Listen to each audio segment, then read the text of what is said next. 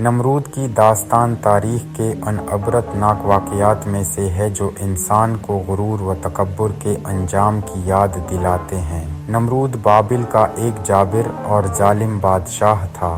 اس نے اپنی طاقت اور سلطنت کے غرور میں خدائی کا دعوی کیا، اپنی رعایا کو مجبور کیا کہ وہ اس کی پرستش کریں۔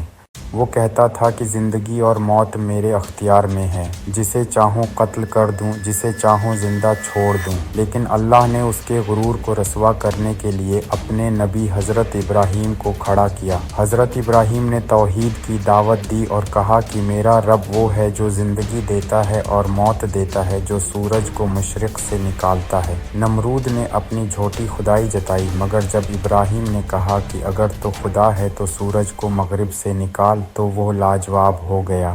نمرود نے حکم دیا کہ ابراہیم کو آگ میں جلا دیا جائے، مگر اللہ نے حکم دیا، آئے آگ، ابراہیم پر ٹھنڈی اور سلامتی والی ہو جا۔ یوں آگ پھولوں کی سیج بن گئی اور ابراہیم سلامت نکل آئے۔ آخرکار اللہ کا عذاب آیا۔ ایک معمولی سا مچھر اس کی ناک میں داخل ہوا، دماغ تک پہنچ گیا اور وہ اذیت ناک موت کا شکار ہوا۔